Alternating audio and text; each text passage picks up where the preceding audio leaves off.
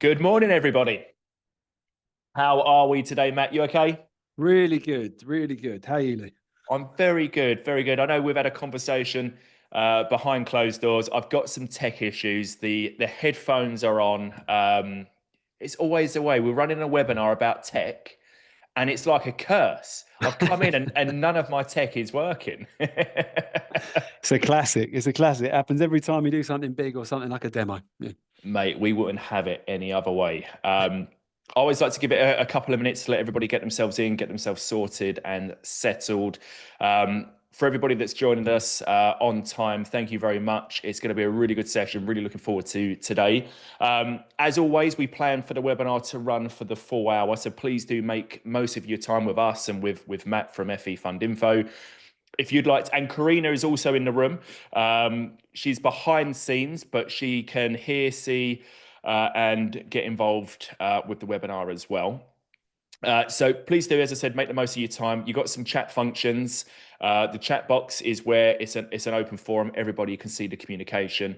If you want to ask a question direct and maybe not so open, there's a Q&A function as well, which we've all got access to. So if you've got any questions at any time during any slide or whatever it may be, please do feel free to participate and ask some questions. We do have a couple of polls as well. So again, always be involved. It's good to hear your views and thoughts. Feedback is the backbone to what we do. It's so important to us. So when the webinar ends, there will be a little bit of a feedback form. This is the way, give us feedback. It's the only way we can learn and develop and make the way that we deliver our content better for the end user.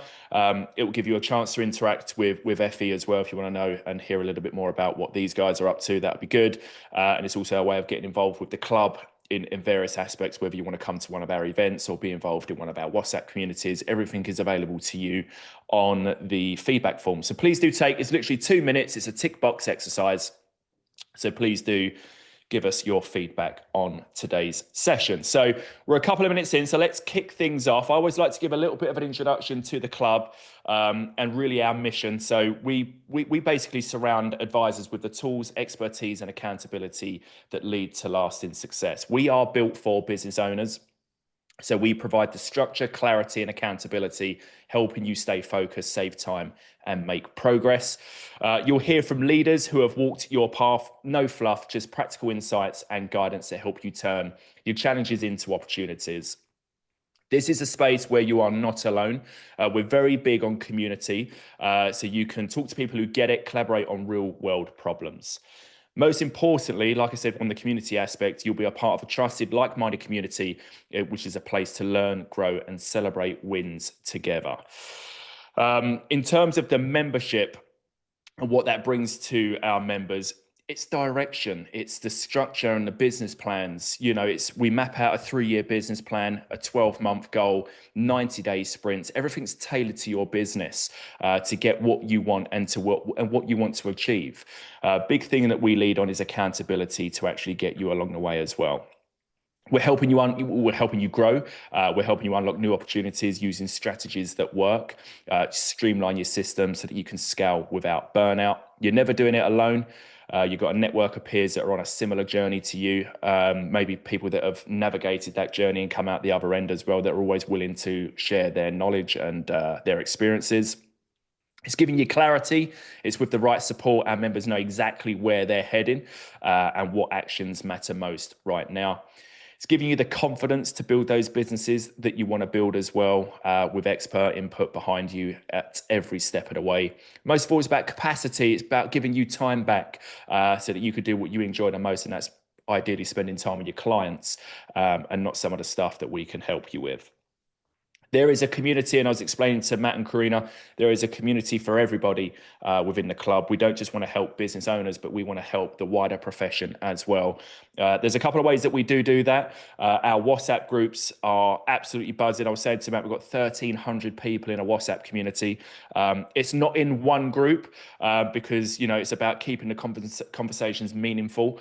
So the separate groups are financial advisors, business owners, ops managers, power planners. So it's real niche in the job role that you play within your organizations. Our webinars are expert-led, practical and CPD accredited. We know nothing beats real life connection. So our in-person, face-to-face, and the real strategy events, if you like, help you build better businesses and build better relationships. Podcasts, you can listen to us on all of the normal platforms, your Spotify's and your Amazons and whatever else. These are for business owners that are sharing their stories about why they built a business and how they built a business and the problems and challenges that they faced whilst building those businesses. We are actually doing a live podcast on tour next week at the Verve Evolution. So if you're about, you will see us. It will be a bright yellow podcast booth. You will not miss it. I don't know if we've got any slots left, but if you are there, we might be able to squeeze you in on a little 10-minute podcast session as well. We do run CEO quarterly roundtables. So these are more strategic, high-level discussions, really for business owners. We are on tour. We've got a couple of more face-to-face events to see us through to the end of the year. I believe we're going to be throwing in another in December, but more to come on that. They are exclusively for business owners and standalone self-employed advisors who are wearing multiple caps at one time. So we're coming to Leeds on Friday, the 26th of September, up to North for some. Anything past Watford, I take a passport. And then we are coming to Birmingham on Friday, the 28th of November. So it's a really good, really insightful day. And we normally aim for about 50 to 60 business owners in the room at one time. And we do have some of our collaborators in the room as well. So it's a really good day. To give you a bit of an insight as to what it looks like, the agenda is absolutely stacked. We kick things off with a personal motivators session. So it's really enabling you to rediscover your why. It's a highly interactive session. So it's a good bit of fun. We then look at strategies to win and retain clients across multiple generations. And we finish off with building a client referral scheme that actually works. Everything we do at our events is collaborative and interactive. So sitting and listening, unfortunately, is not possible. You do get 5 hours of CPD and it is free to come to our event. So if you're in Birmingham or Leeds, or if you want to hear about the one coming up in London, hopefully in December, just let us know. Just to tell you about our up and coming webinars, 2 very different webinars, but equally important opportunities for advice firms. On Friday, the 12th of September, we are maximizing the great wealth transfer opportunity with Tatton Investment Management. This one is all about helping firms prepare for what is going to be the biggest intergenerational shift in wealth we've ever seen. So Tatton will walk us through what's at stake for firms, what clients are expecting across generations, and how you can build relationships that span across the whole family. So we're really looking forward to that one. And on Friday, the 19th of September, we are protecting and growing capital, and can the two coexist? So that is with Aspen. With market uncertainty at the moment, Aspen will explore how cautious investors are thinking differently about growth. So we're going to dive into strategies that protect capital and how to align, put your teeth in, investment plans with real life goals. As always, both sessions are CPD accredited, and you can register as you have done for this webinar today. We're nearly there, guys. Hang on. We couldn't do what we do without our amazing collaborators. Each and every one of these businesses play a key role in helping members navigate change and unlock new opportunities. What unites these firms is absolutely their shared commitment to moving the financial planning profession forward. And how far forward have we come over the last 4 or 5 years? It's their expertise, their innovation, and their desire to really make a difference. So from technology to training, marketing to compliance, they bring the tools and the insights that really fuel that progress. So a huge thank you and a shout out to all of our collaborators collaborating with the club. So today, I'm really pleased to welcome Matt from FE Fundinfo for today's session.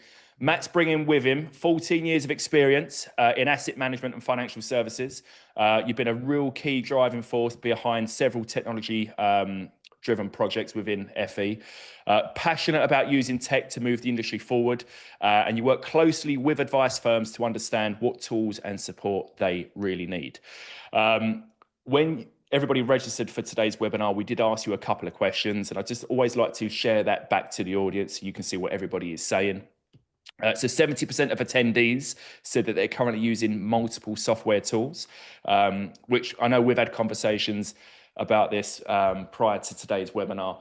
But you probably say 5 years ago, that was probably 100% of attendees were probably using, multiple tools. Many noted challenges with systems that don't talk to each other. That's a norm in our industry, right? It's always been known as a norm. And a handful said that they're actively seeking consolidation.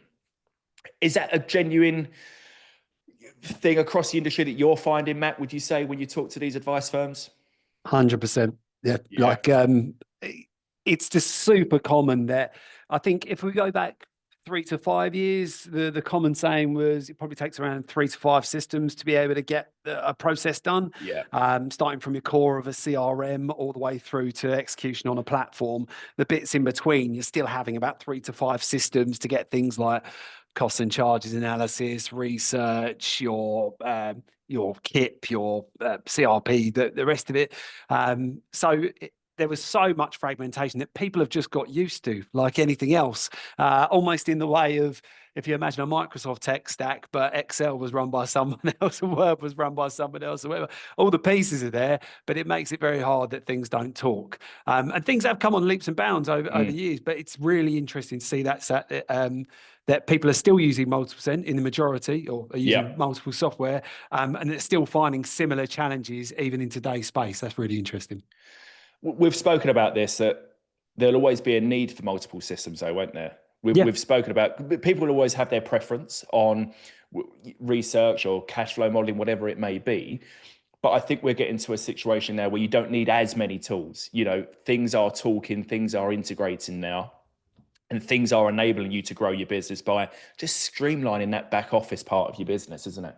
Yeah, definitely. And I think what you start to see is you obviously see the shift in how quickly people will be able to create new technology that's changing that landscape significantly. Even for us, as a group that's been supporting advisors for over 25 years, like it shifts so quickly. And I think the amount of development that we've done in the past 5 years probably knocks the park out of what we've done in the past 10 years prior to that. So it's incredible to see how quickly things move now, but then that equally causes a different headache where there's a lot of crossover now. So when you're having that conversation, it's great that your tech is doing more for you, but it's actually requiring more of you as the advisor and the owner of your business to then be able to go, right, what's going to be the right fit and what's going to fundamentally lead to the best outcomes for my clients and help me.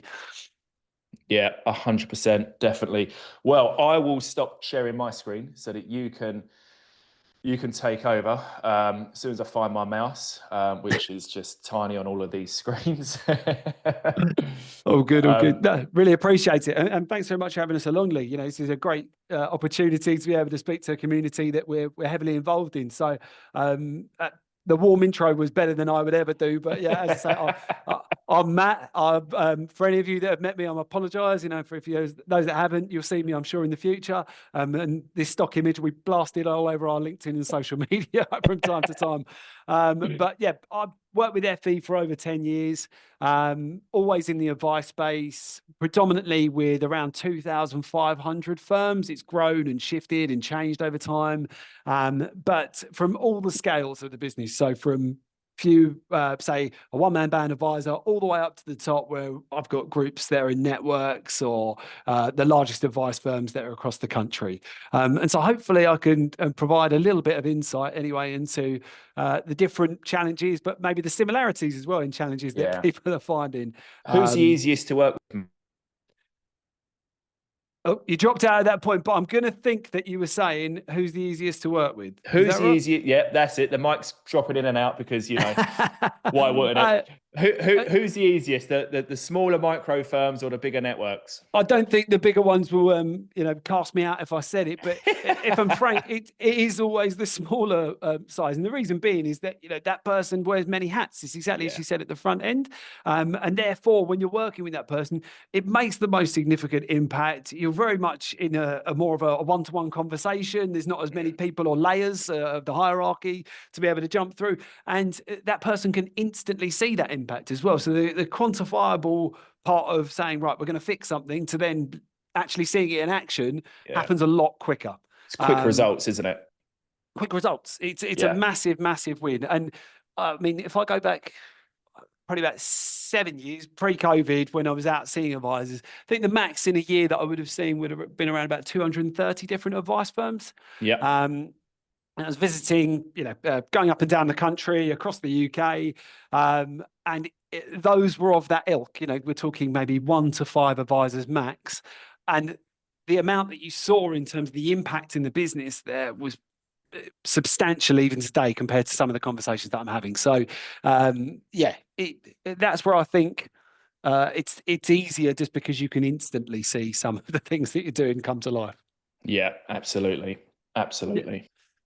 But yeah, what we're here to talk about, I suppose, is around fragmentation and technology and that wider tech stack. And some of the things that we've been looking at as a business have been actually interesting. You mentioned this coming up in some of your future topics, but that evolution of client demographics. So things like the intergenerational wealth transfer, knowing that, I think it's 8% that the FCA recorded, or across the country, about 8% people are getting financial advice.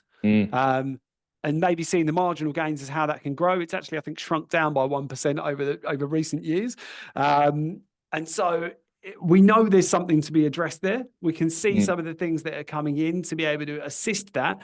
But a lot of it is technology led, even if you take, opening up pensions, for example, so that people are going to be able to find the historic pensions, and different ways that people are now going to interact with technology to be able to access this. So I always talk about things like Monzo and things like influencers and stuff like that, how they're starting to have an impact, because that is the way that generation is used to interacting with tech. 100%. Do you see similar things? Or Yeah, this is it. And that's partly what my session's about when we do our club event. It's knowing that market and how to communicate with that market. Because if you're growing a client bank in a particular generation, not all generations react in the same way. What message are you getting across to that generation, and what platform are they hanging out on? Because if you're looking for the younger generation, they're not on LinkedIn. They're on YouTube Shorts, they're on your TikToks, they're on different social media platforms. So it's thinking about your long-term business, and with an aging client bank that are ultimately going to be passing down the wealth through the generations, chances are that generation's already bought into a particular advisor because they probably follow them on social media. They're probably sharing messages that are more relevant to them. So the assumption people make is, well, when they pass that wealth through the family or through the generations, I'll be their advisor. That's not always the case. If that was the case, I'd have the same accountant as my father, which I don't have, because I just wanted someone a little bit different, somebody that spoke my language and was on the same level as me. So I think the assumption is a very dangerous thing. Yeah, definitely. And I think we're starting to see as well that the tech can help in terms of that relationship and that resonating with the client. Yeah. The only other example I can give is, if we talk about in the second part, a younger generation's demand for personalized financial advice. I'm no different to that, apart from maybe the younger statement, right? But I've recently been looking for financial advice and was speaking to my family about it and going out and speaking to financial advisors. And, even though I've worked in the industry for a long time, the interesting part is some of the advisors that I even spoke with, that, we'd worked with, or I'd seen different parts, I could understand bits of their process that were basically going to give me pain on the back end of it, whether it be that I was manually going to fill in a fact find, or I was going to not be able to keep on top of my investments through a portal, or have some sort of digital engagement with it, just because it wasn't a part of their process that they've adopted. And the annoying thing for them, I'm sure, is that I'll probably be a nightmare client, because I know the technology that's there, I know what's available, and I know what can be used and what good can potentially look like. But I also know that the challenges that those firms are facing. So I empathize as well, that, it's not always accessible, and people are still struggling with that. And that's where I'm glad that I'm sort of part of the industry and clearly quite passionate about it, to try and help in that space and make it more accessible to people, or at least discuss, the art of the possible with as many people as possible. This is it. The younger generation, as you know, are attached to their phones, attached to their devices. Their life is digital. They can't even have conversations in person. You put a load of young people in a room and no one talks, everybody's on their phone. So I think you have to adapt your businesses to cater for the needs of the younger generation. Yeah, definitely. And I think the way that comes across as well, if we take into that fragmented tech stack part. So we kind of bring it back a little bit into the advisors. If I talk about preference for digital engagement, one of the things that you might have found is that you might have a portal, and you know, every platform does now, and you might have your own one that's either come through your back office, or you're using that through systems like our own, or you know, like Cashflow and the rest of it. That everything will kind of have some sort of lead into your client data so that it starts to flow, and more systems are doing that right now. But there might be another bit of that information that isn't linked into that portal, and that's more common than ever right now. So, for example, it might be that, okay, cool, on your portal, you can do some document sharing, you can do some basic chat or something like that all your clients are used to. You know, everyone's using WhatsApp or using, like we know with the Financial Planning Club, you know, like everyone is already tech engaged to that point, so they're comfortable with it. And it's great that you can do those small parts of it, but then you started an experience, but you find it very hard to continue that throughout the rest of the financial planning process. It's almost like, right, we look really tech enabled at the front, but actually then I'm going to ask you to, you have to do this bit paper-based. And this part of your money transfer is going to take 10 days because actually there's these other incumbents and it takes this amount of time to go from this business to this business because it's fragmented. And that causes a lot of pain, not only to you as the advisor, but also then to the reputation and to your end client experience, which is fundamentally what everyone from one advisor all the way up to the top, you know, we all have that in common. Yeah. Like we said, everybody's looking for quick results. And when things are taking time because of tech and that fragmentation of tech, there's a delay before you even get your first result. Yeah. Yeah. You're completely right. So, I mean, I'd be really interested to know, you know, a little bit more from the audience. So, I mean, I don't know if that walks us right into our first poll. Yeah, absolutely. So we're talking about multiple software. So how many different software solutions does your firm currently use as it stands? On this, Matt, what would you say the most common mistake you see firms make when considering their software setup? It's a really good point. For me, I think they probably are thinking more of what that one bit of kit does in that instance. So almost the approach of best of breed.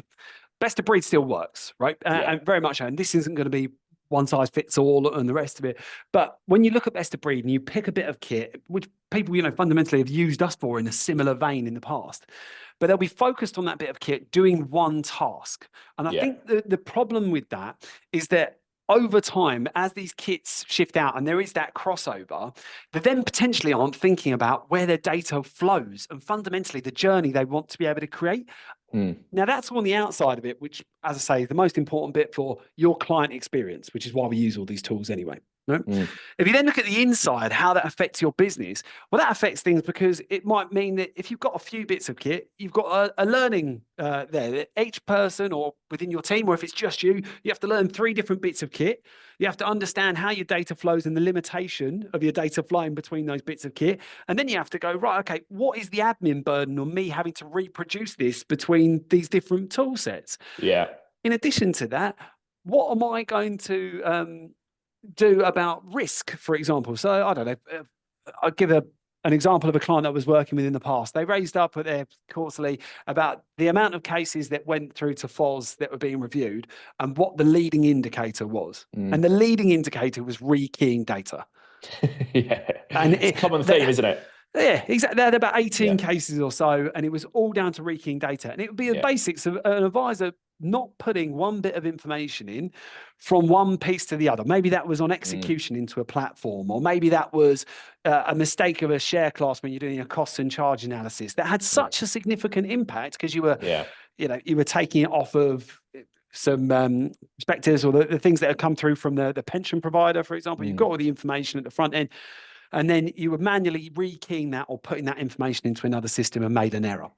Now, those things where we're seeing the most significant changes in the industry right now. I see it as a new layer of administration where that is where technology is having the biggest impact today. Yeah. And this is the thing, when you embed new tech into the system, you don't want to be building a whole new operational workflow how to get that tech to work. You should have your operational workflow at the moment, implement a new bit of tech, and start taking bits out of your old workflow because this bit of tech is solving that problem. You shouldn't be then building a brand new workflow to adopt your new piece of technology. It should just be making your life easier, not giving you more hoops to jump through and more checklists. Completely. But I suppose in that fragmented tech as well, it's just like anything. If I had 5 different consultants that were working with me around my business, they might be pulling in different directions as well. That one part is now starting to focus in a different way, and actually they want to try and change your process to be in one way, and the other firm is dragging it in maybe a different direction, where really what's important is your business, what's important to your process, and then how your team are going to either best grow or meet your needs, meet your goals of your clients. And so as long as you have that part of the front end, you understand how you want your data to flow, I think it gives you the best chance to then be able to add the complementary tech after that. And if that comes all more in one place, then great, that helps your data flow easier. But really that should be the prime objective, is how you want your data to flow between these tools. Because the more of it that syncs as well, if it syncs in that way, as in it joins together the journey, then it should have mutual benefit on the way out. So that will be mutual benefit in the way that your clients see their reporting, mutual benefit in the way that there's consistency in all of your data sets. Another one that comes up quite common, portals is a prime example of this, where you can go into one portal and a client might go into this portal and see one version of data. And maybe that's month end or whatever else. It's, if I'm in the client's position, I'm not too fussed. It's just what I see.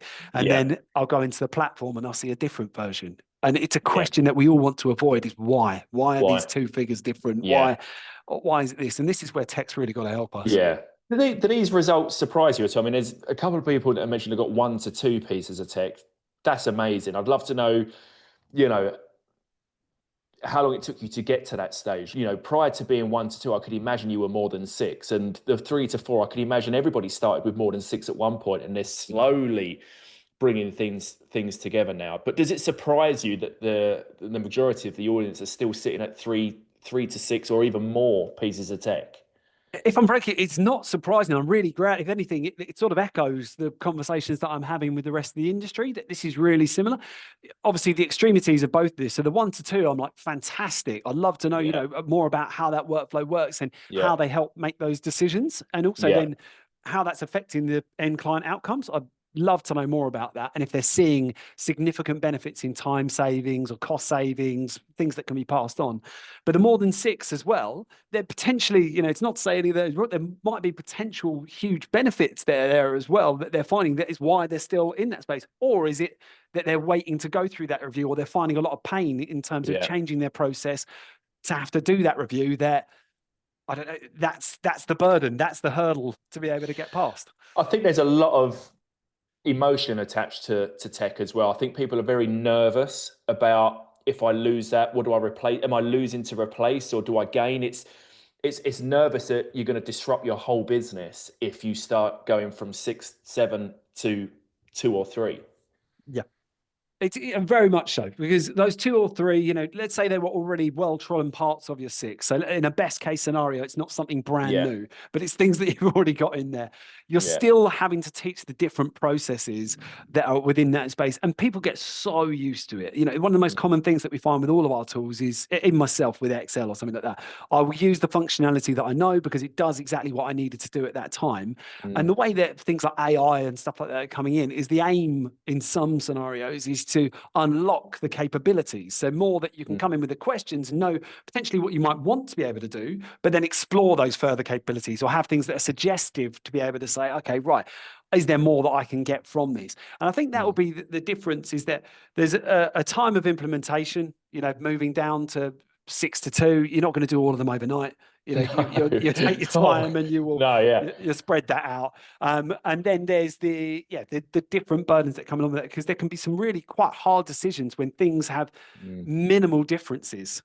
And you find that in some areas of the advice process, because it's just mathematics, for example, in a cost and charge calculator or something, and there's so many variants everywhere. Yeah.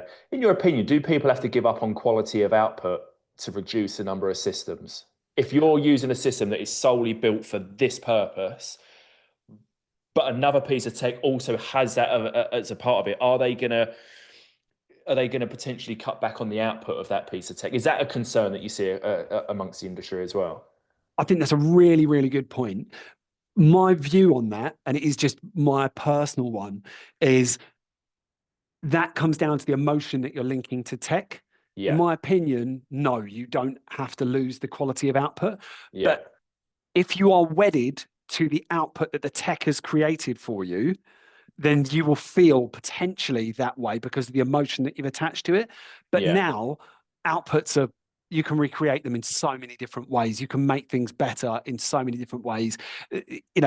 We use a variety of technology, and our tech, our data, because that's fundamentally what FE Fundinfo has been, is a data provider. Yeah. That flows in so many different ways to various different outputs, and everyone wants something a little bit different to represent your brand. Mm. But I don't think that bringing it down. Yes, there might be certain bits of functionality that might change. You might have really liked this one feature that this bit does for you in a certain way. It doesn't mean it can't be recreated. And you Yeah. then have to assess the value that you're getting from that wider piece Mm. and how that's all coming together. Tech is amazing at the minute, right? So we were looking at building a new website, and it was kind of, you do realize that there's websites out there that you can build through AI. Yeah, It's absolutely incredible, and I think it's just growing arms and legs. And what we've got right now, I think, is going to be completely different in 6 months. And I'm a sucker for a roadmap. Whenever I look at a piece of tech, I'm always talking to these tech firms. What does the roadmap look like? That's great. What we've got right now, this looks awesome. What are we going to have in Q4, Q3, Q2? What is on the roadmap that you're looking to implement into your piece of tech? Because I know what I'm looking forward to. And I always find if the roadmap answers are a little bit vague, it kind of concerns me about their development and their upkeep of their tech stack. Does that make sense?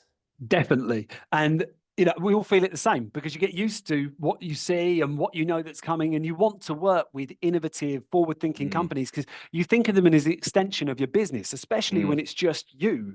And yeah. you're a self-employed advisor. I want to focus on the advice. I want to be able to meet these goals, which is either I'm growing my business or I'm looking to sell my business and succession, exit Mm, planning. And so whatever the goal lines are, it still has the same fundamental of you want to deliver mm, best outcomes for your clients. That's what keeps the business going. That's why we're in this. And so in doing that, yes, I do look at a roadmap to go, right, I want to be able to partner with. The only thing I would ask, and maybe I'm speaking on behalf of the industry for this, but I am kind of kindly asking to advisors to bear in mind, I think at the moment, with things like AI and that introduction, I think this definitely shouldn't be taken lightly in terms of how it changes the way that historic roadmaps have worked. yeah. And the reason I say this is I was actually working with our team yesterday on our roadmap. And for a company our size, we'll always have something like 12 to 24 months. We have a vision, we have that well thought through. There's teams that spend specifically all of their time doing this and laying it out. Mm, But with something so significant and disruptive as a new way of thinking or something that potentially can think for you, that does have to be factored in. So when you look at other tech providers' roadmaps over the next 6 to 12 months, I would say to bear that in mind, that you yeah. might start to see elements that are more vague, Mm, but the vagueness comes with very good reason. And I was listening to something on this actually just earlier. I was listening to another podcast. It was talking about AI capabilities. And if you look at how quickly there's been a shift from maybe AI to doing admin tasks to then agentic AI coming into the market to then what might the next step be? mm, Something else comes along. It's very hard for technology providers to be able to give you a clear guidance of exactly where we're going to be in 12 months' time. I think if you 100%. would have gone back 3 years ago, people would have said, right, maybe go into an industry where you can learn coding. It's going to be really useful. Is it as useful now? Yeah. Yeah. Yeah. Well, this is it. Go back a few years ago, we had a piece of tech that only got updated once a year, and that update was a Christmas hat on top of our logo. It's just, so that's why we're so cautious now with tech about roadmaps, what's coming. We need to know what the industry is going, or what that piece of tech is going to look like in a few months at least. Yeah, and I think it's no different to when you meet fund managers and things like that. Right? Do your vetting, go and Yeah. speak to people, and also ask the questions. In terms of like, what is the plan? What are you working towards? Mm, And any of the groups that are confident in what they're doing and also are quite established as well, they will have these roadmaps to be able to share. But they'll also talk you a little bit around things that will be a bit more visionary. So yeah. they will want to shape based on the way that the technology is changing, but also the profession is changing.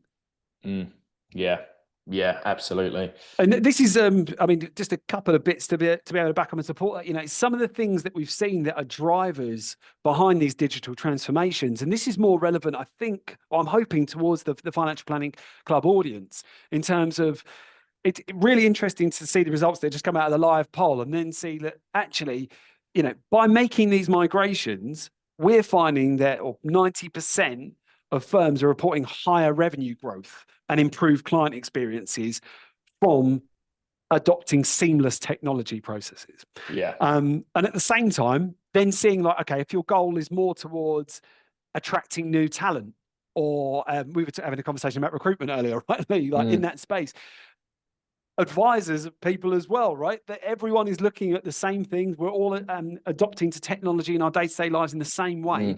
So it makes sense that when the groups are looking at the kind of practice they want to be able to go and join, having technology-led firms is attractive. And we're 100%. seeing that more and more in the conversation that I'm having at network levels and things like that. So yeah, it comes up a lot. Outside of that, you know, to see the 44% that have already switched due to inefficient tech systems, that sort of aligns to, I think, some of the numbers that we're seeing here, that you will start to see that trend go more and more. And the only thing that will be interesting to me is, like you said, you might review, or historically people review things maybe every 12 months. Things might change in the future. I don't know that point, but I think it's something that we'll always have a constant eye on. 100%. Yeah, absolutely.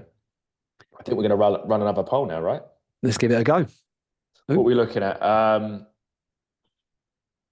Is this the challenges you face? It is. So what is the biggest challenge you face with your current tech stack, which is interesting. From your perspective, Matt, what's the biggest cost of running disconnect systems? Is it time, money, or is it missed opportunities? It's a really good point. I think in the first instance, I would say time. Specifically talking back to our audience that are joining us today, when we look at time being an obvious one, you'll see a lot of the different groups, and us included, doing the quantifiable parts. Being data guys, we love the numbers, right? Yeah. And so the quantifiable parts are things like, you know, right, can you save or make marginal gains on different processes internally? And so that we see on average, or we hear, that most groups will say something like 15 to 20 hours per month if they can automate a certain process, and they can do that in a combined tech stack where data flows between one bit of kit and the other. So making sure that data aligns and saving the time in that process is probably the biggest winner. Outside of that, the things that probably drive the most conversations are cost, because you'll start to drive down your costs by consolidating more. But the real value pieces are probably in the scalability, in terms of, it's then what can you then invest back into? Is that it meets your goals because you're then growing out your client experience, you're improving your client experience? Is it that you're growing your business because you want to grow that through adding additional advisor numbers, or you want to be able to take on different cohorts that you previously weren't able to be able to service? So again, starting to meet more to that simplified advice channel and things like that, because your technology is supporting you to do so. Yeah. How does disconnect systems show up day to day in a business, would you say? Oh, that's a really good point. I think the way that we see that come in most is time wasted in rekeying. So if I gave like one example, I take in information through a portal. I then have to get that information into a cash flow system, for example, to run a current scenario to project back to a client. If I'm manually rekeying between both, there's a risk in doing so. There's also an understanding in that data. Like, we already know within the LOA process, which is probably one of the most cumbersome parts of the process, you go through LOA, you then wait for X amount of time, you then get back all the information you need from the providers. That's then fed back maybe into a CRM. So you've got one way to be able to put it over here, another way to put it into a different system. And the amount that you're having to do that is just wasted time. The information, often, if it's hard facts, you know, is remaining the same. Soft facts can now be transferred quicker than have ever been done before. In meeting note recorders and the rest of it. And all of those things connect. and connect the dots. And Mm. once that information's in, all the other tools that if you're utilizing them, in one space, they suddenly come to life. Yeah. Whereas if you're still having to reproduce that each time, there is hours and hours of Mm. time that's wasted in that admin process. And that's what I think is most under the attack at the moment in terms of technology is trying to change that fundamentally. So it just will be a thing of the past.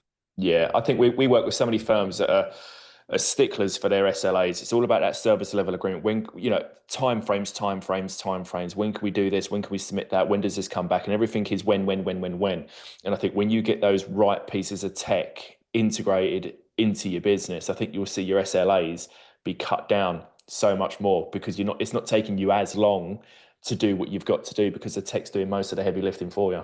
Oh, I completely agree. I was speaking to a firm yesterday on this exact topic. And the conversation that we were having was around, they were saying something like, I think it was for a transfer.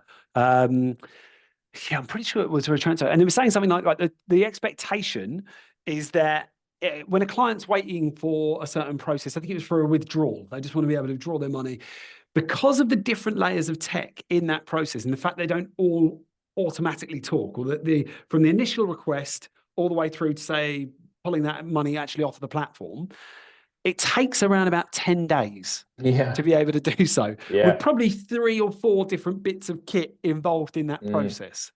Yeah. Their aim is to be able to say, well, first of all, let's set the goal. Can we make that 3? Yeah. Yeah. Wow.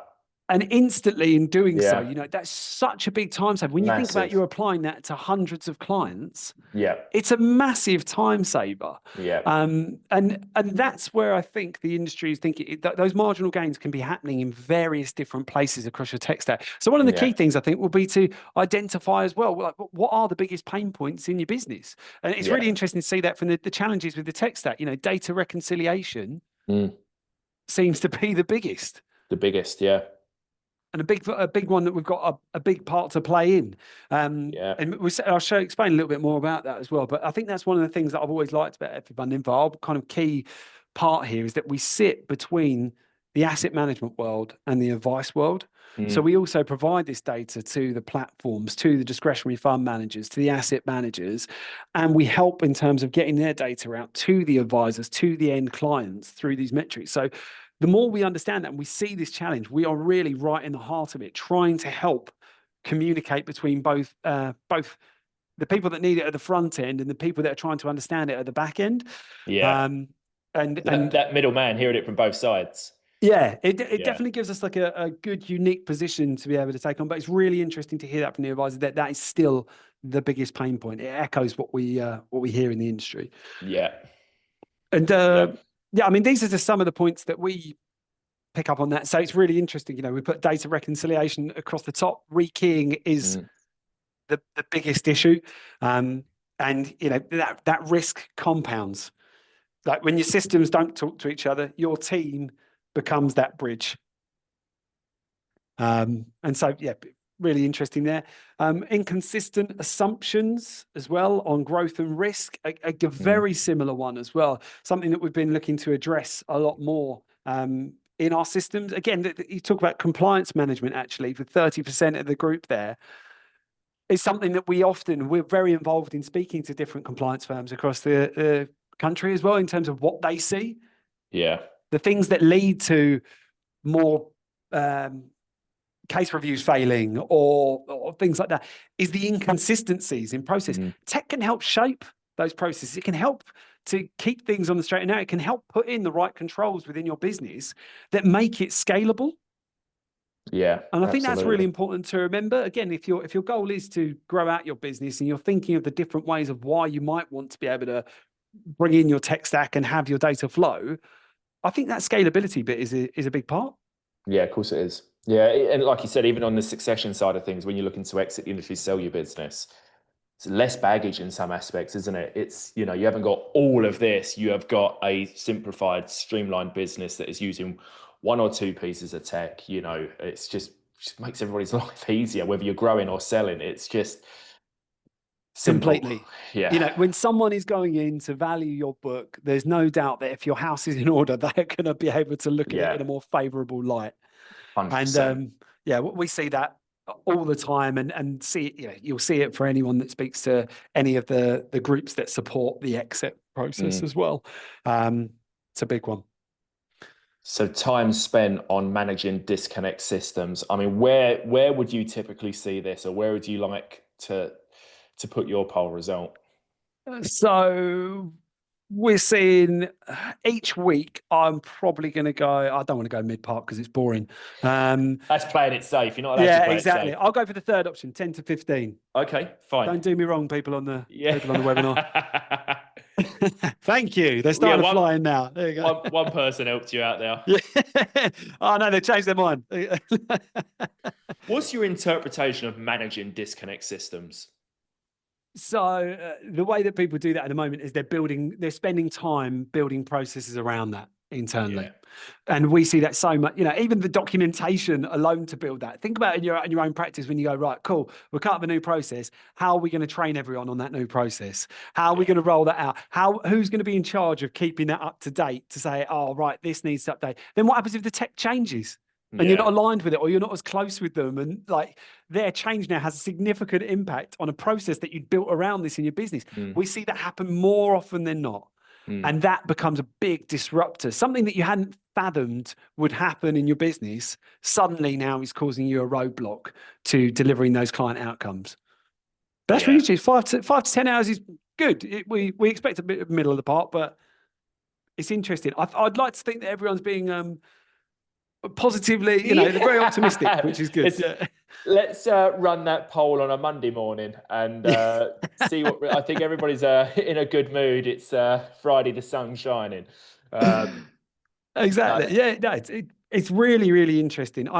We see, there's case studies as well. Anyone's welcome to go and read some of the ones that we've done on our website. Some of the most interesting ones are, again, around those, an individual, a one-man band, someone that's self-employed, running as an advice firm, using our connected tech stack. And it's really interesting. We've been surprised when we go on to conversations that we come off looking more conservative. Okay. Yeah. Yeah. Of the challenges firms usually report when it comes to tech stack, which one do you think is the most damaging to growth?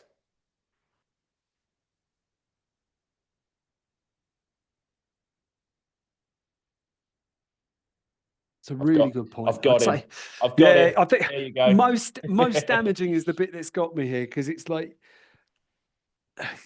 for me, I'm finding this harder to be able to see because it's different at different levels. So, for example, the bigger your business is, or depending if your plan is to be able to grow, it's the scalability, right? Yeah. That is the most damaging. Like we mentioned a minute ago, the operational efficiency, that is the most damaging by far at scale. But when you're on your own and it's you that's in control of those pieces, the biggest blocker is somewhere between time and cost, right? And that's a very hard one to pull, because cost always has the emotional heartstrings. It's your purse strings, right? Yeah. That's the thing that most people will look at. And you think about the knock-on effect of that. But really, it's the time. The reason that you got involved, and the reason, if you think back to why you pursued that tech, or why you took out each of those best bits in the first place, was because of the time and what they might do to be able to bolster your business. Yeah. So I'm a bit torn between the two as to which would be the main driver. It's the capacity of that individual, isn't it? It's ultimately, if we go back to that first poll, we had a handful of people that said they're using 1 to 2 tech stacks, and then a handful of people that said they're using 6+. If they were both similar in terms of size, if they were hypothetically, say they were both one-man bands, you could put your bottom dollar on it that the people using the 1 to 2 techs are looking after and servicing more clients than the people that are running 6+ pieces, because there's not enough time, not enough hours in the day, and you probably haven't got enough energy to look after those number of clients, right? So the people that are using less systems are enabling themselves to service more clients, right? 100%. If I took that example and I just took one basic point of it to say end reporting, whether it's annual reviews, suitability, something like that.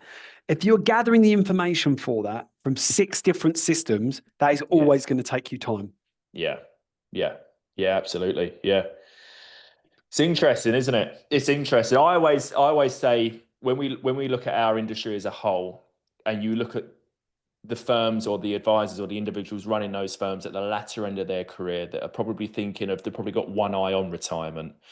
They're probably, I see the individuals that are running multiple pieces of tech, because do they want that upheaval? Do they want that change? Are they already eyeing up retirement? Can they be bothered with it? They've done it this way for so many years. Why change it if it's not broken? Blah, blah, blah, blah. And I find the people that are, regardless of age, I think the people that are setting up businesses, and right now in today's day and age, I think they've got access to so much more, where they've got a choice. Do you want to have an all-encompassing, streamlined one or two, tech business? Or I don't even think they'd look at the six. I don't think they would even look at that part of it anymore. I really don't. Someone new coming in, I can't imagine they would, because the problem is clear as day up front. You would just go, well, how am I going to manage six? Do I need to manage six as an individual anymore? Yeah, absolutely. Most important thing with anybody starting. Got to mute there quick. The text let you down. Listen, I'm not happy with this. I was saying the most important thing for anyone setting up a business is time, and it's spending time with clients or spending time finding clients. What the last thing that you want to be doing is finding a client and spending 2-3 days keying in all the information into all the different systems and softwares to get the output that you want to get.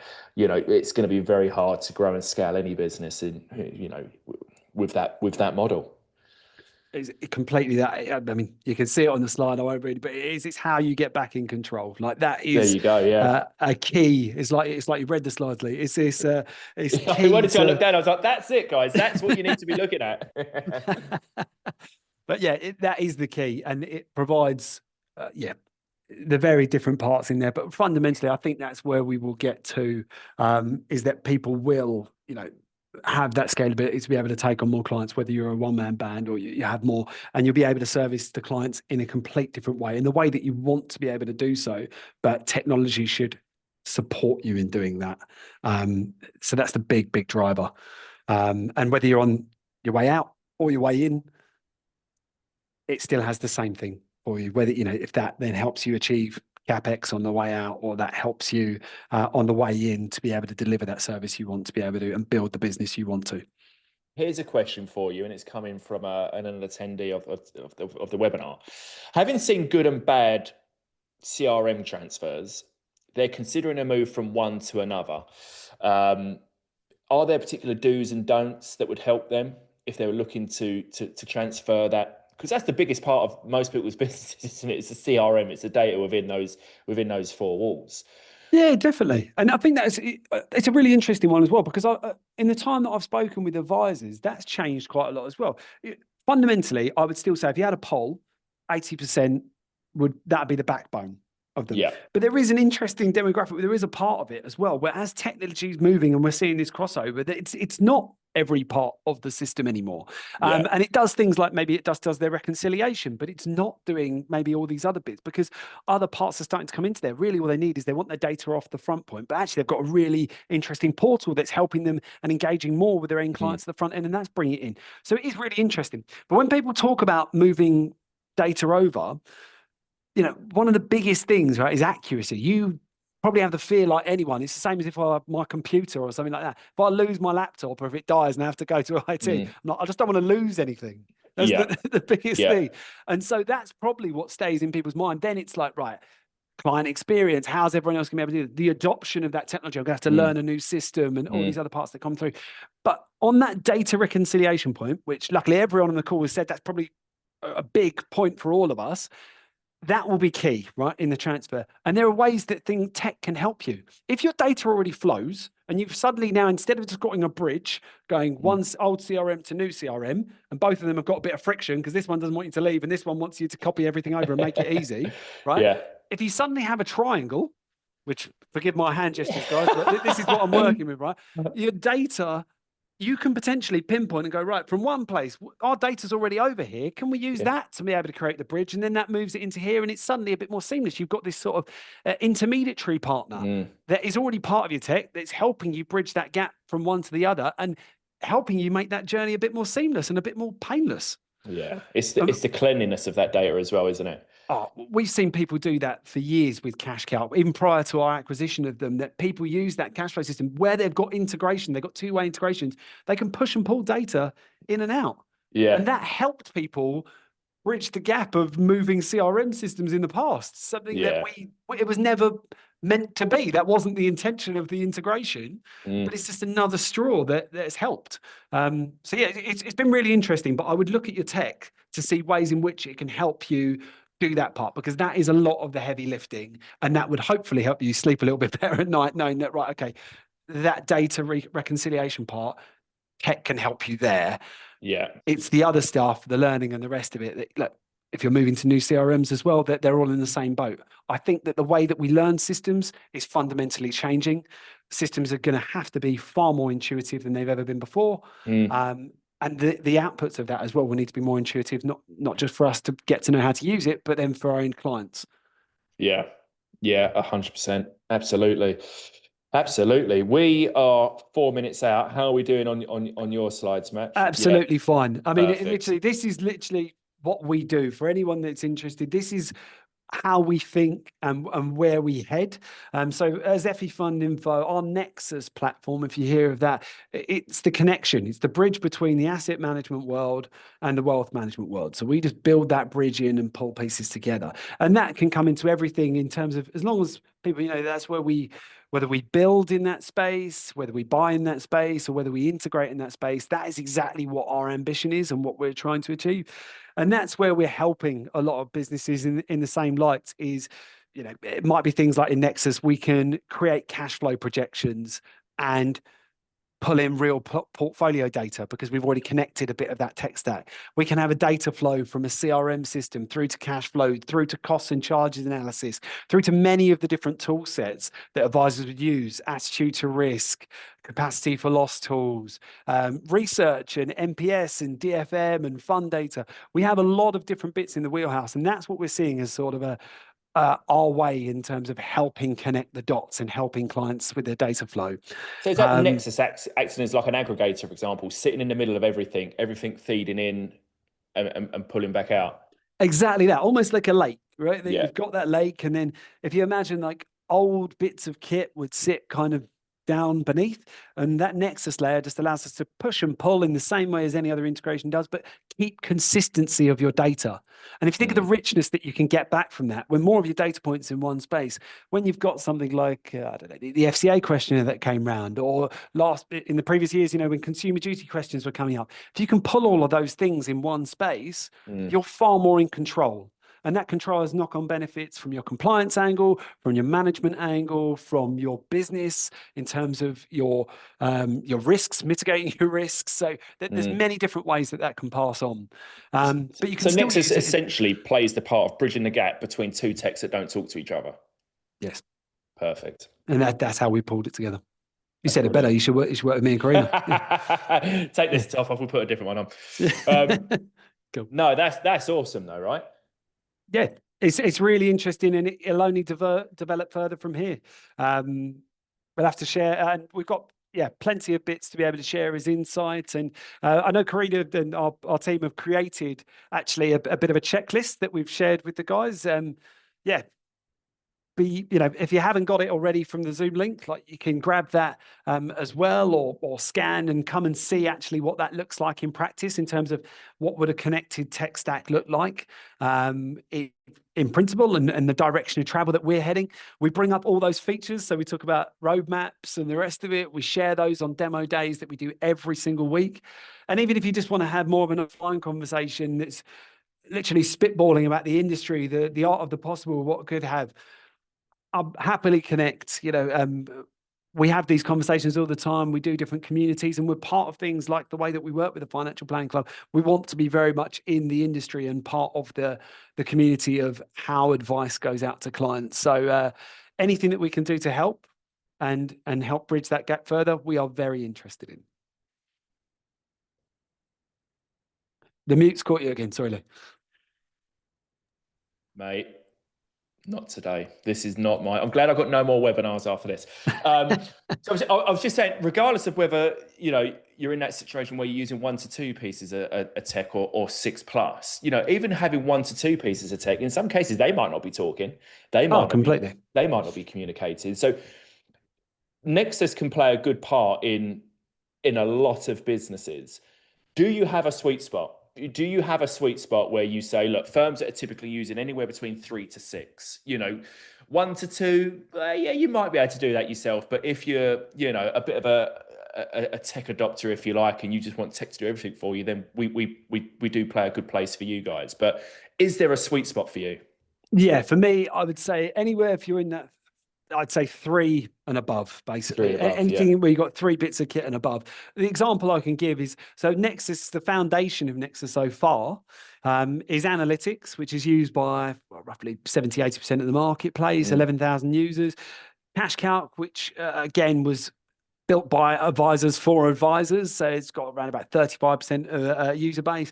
And then we've most recently purchased Advisor Asset. And they're all just complementary bits of the toolkit. There's some crossover in some of the parts as well. And we bring that together and go, right, what's the best of that? And how can we house that? But we will continue to be able to add into that Nexus work stream different parts that will bolster and support the advice workflow, so that once you've got things in one space, Nexus is just saying, well, now we've got all these different data points. How do you string them together, and what do you want them to look like in workflows? So people can still continue to use their favorite platforms, their favorite pieces of tech. They don't have to necessarily look at a one-stop shop, a piece of tech that does everything. They can still continue to use their favorite household names and just have a good data connect with Nexus to push and pull.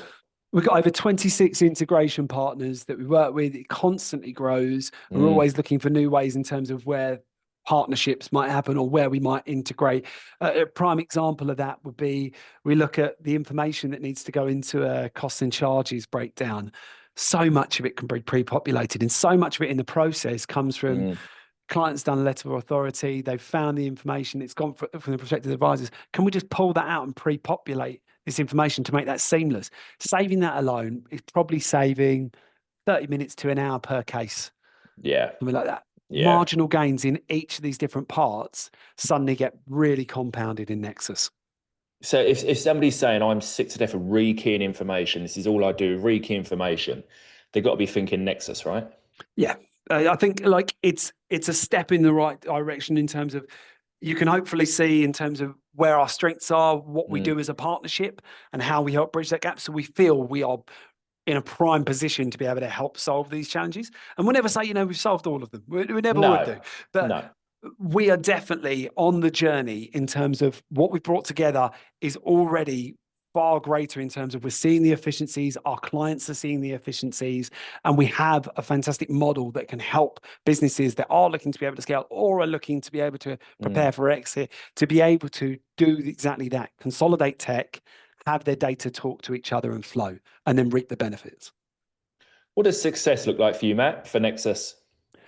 Success, I think, will be something that offers the flexibility and it builds toward better outcomes of advice. So some of the things that are included or that we push through into Nexus is towards goals-based planning. Right? Okay. And some of the things that I'm really excited about at the moment are the evolution of goals-based planning, which is actually probably more prominent in the international markets than it's in the UK markets at the moment. Yeah. At the moment, it's talked about quite a lot, but it is quite challenging to do, especially with fragmented tech. But some of the ways that this can start to come together is when you have your data flowing and you understand your client goals right from the front end, but that's also flowing through to your other tech, is all the different reporting, all the different elements can talk a lot more back to your client goals. I always think about this as, take a market outlook. If I get a market outlook from an investment house, or if I get a KID document, I think we did some research, our reg team, 3% of KID documents are opened or something like that, and even less are read. Yeah. So why are we creating them, right? What is the purpose? This to me is really interesting. If I got an update on my portfolio and you had a market outlook that could then say, this is what's relevant to you, and this is how this is going to meet your goals, that's far more impactful. I'm now thinking of my advisor and the tech that he uses and that or she uses and is showing me the outcomes, understands me, gets me, makes that relationship far more sticky. Yeah, yeah. Guys and girls, and for everybody that joined us, thank you so much. I know we've run a couple of minutes over, but it's obviously clear me and Matt can talk about this until the cows come home, right? There's so much that we can just chew the fat on, as they say. We're still here. If anybody's got any questions that they just want to ask, whether that's about FE, Nexus, Club, whatever, we're here for the next 5 minutes. If not, just a massive thank you again for everybody that's come along and joined us. I hope to see some of you on our future webinars. I hope some of you get a grip of maybe some of the tech burdens in your business at the moment, because it's possible. Clearly you don't have to now move, change, and have an oversight of your tech stack if it can start talking to each other. So that is going to be hopefully music to a lot of people's ears, right? So if anybody's got any questions, let us know. If not, have a wonderful weekend and hopefully see you next week.